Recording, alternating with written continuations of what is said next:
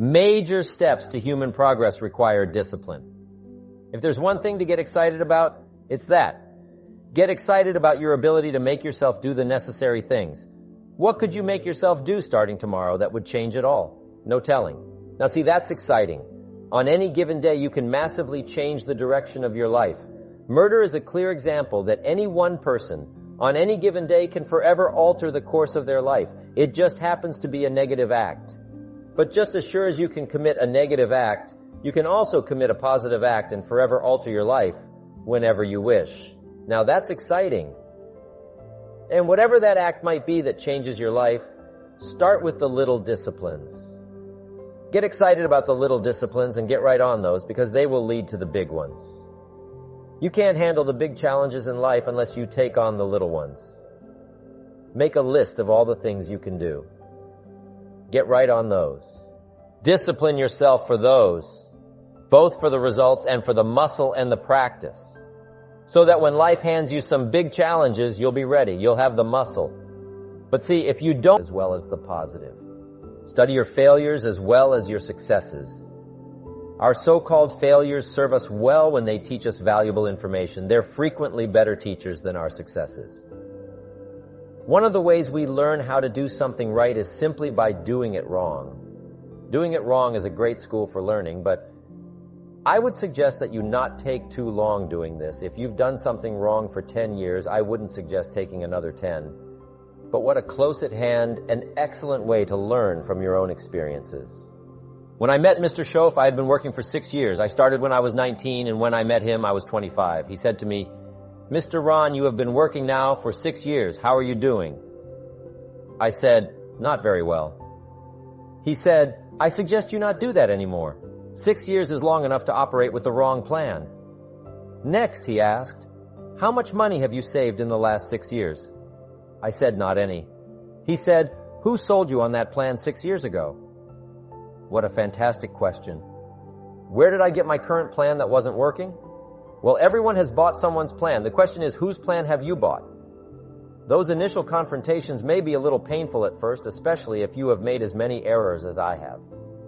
But think of the progress you can make when you finally confront those errors by becoming a better student of your own life.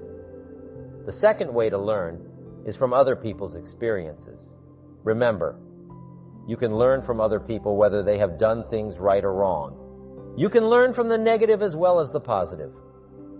The Bible is such a great book because it is a collection of human stories representing both sides of the ledger. Some human stories are called examples. Do what these people did. Other human stories are called warnings. Don't do what these people did. What a wealth of information knowing what to do and what not to do. If your story ever gets in somebody's book, make sure they use it as an example, not a warning. There are 3 ways to learn from other people. The first is to listen to the programs and read the books by and about people who have accomplished great things. All the successful people around the world I know and work with are good readers. They are driven to read because they just have to know. It is one of the things they all have in common. Here is an excellent phrase. All leaders are readers. Successful people also listen to audio programs, especially while they're in the car or during other times when they can't read. Programs can help all of us easily pick up new ideas and skills.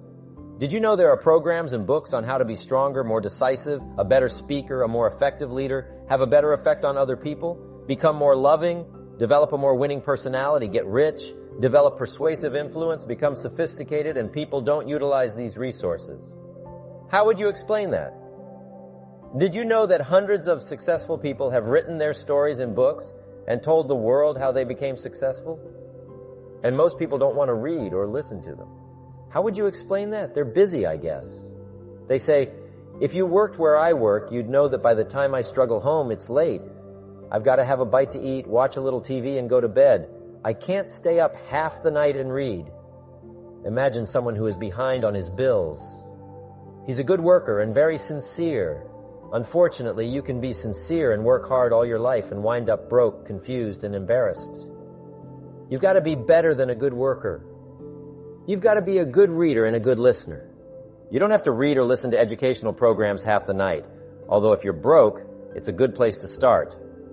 All you need is just 30 minutes a day. That's all. Stretch it to an hour if you can, but set aside at least 30 minutes. Hear or read something challenging, something instructional, at least 30 minutes a day, every day. Miss a meal, but not your 30 minutes. You can get along without some meals, but you can't get along without some ideas, examples, and inspiration.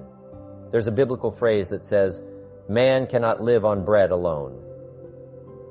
The most important thing aside from bread is words. Words nourish the mind. Words nourish the soul.